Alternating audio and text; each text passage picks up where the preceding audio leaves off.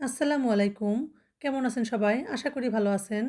আমি আজ আপনাদের সাথে শেয়ার করব একটু ভিন্নভাবে ফুলকপির পাকোড়া রেসিপি।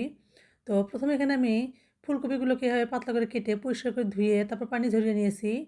এবার একটা বাটিতে আমি কাঁচামরিচ ও পেঁয়াজ বাটা দিয়ে দিব। তারপর দেব আদা বাটা, রসুন বাটা, জিরা বাটা, স্বাদমতো লবণ, হলুদের গুঁড়া, ধনিয়ার গুঁড়া, বেকিং পাউডার, কর্নফ্লাওয়ার,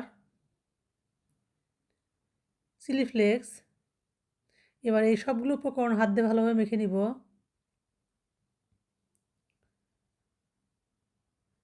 এরপর আমি এখানে দিয়ে দিব লেবুর রস। অবশ্যই এখানে লেবুর রসটা দেওয়ার চেষ্টা করবেন। লেবুর রসটা দিয়ে আমি ভালোভাবে আবারও মেখে নিব।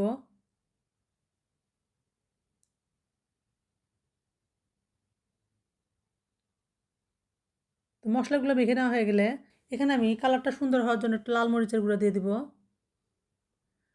আবারও মশলার সঙ্গে ভালোভাবে মেখে নিব।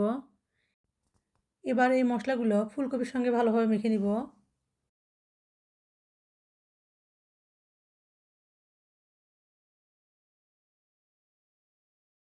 তো সবগুলো ফুলকপি আমি এভাবে মশলা দিয়ে মেখে নিব। আর এই ফুলকপিগুলো কিন্তু আগে থেকে সিদ্ধ করার দরকার নেই।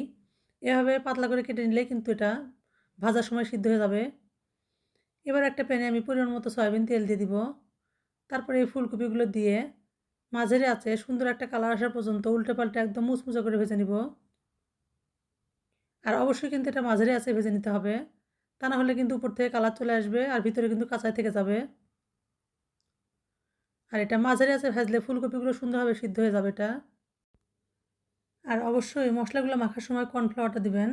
কর্নফ্লাওয়ারটা দিলে এটা ভাজার সময় কিন্তু মশলাগুলো খুলে আসবে না। ফুলকপির গায়ে সুন্দরভাবে লেগে থাকবে। তো একটু সময় নিয়ে আমি ফুলকপিগুলো মুচমুচে করে ভেজে নিব। ফুলকপির পাকোড়া তো আমরা সবাই কম বেশি খেয়েছি।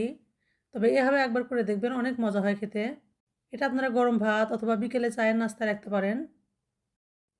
ফুলকপির এই পাকোড়াটা ডুবো তেলে অথবা কম তেলেও ভাজতে পারেন।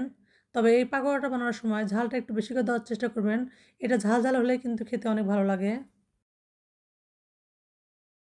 তো ফুলকপিগুলো আমার ভাজাও হয়ে গেছে আর ভিতর থেকে এটা সিদ্ধ হয়ে গেছে। এবার এগুলো আমি তেল ঝরিয়ে উঠিয়ে নিব।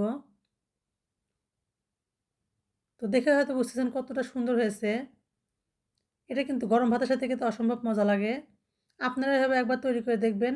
আশা করি অনেক ভালো লাগবে। ভালো লাগলে লাইক, কমেন্ট, শেয়ার করে পাশে থাকবেন। আল্লাহ হাফেজ।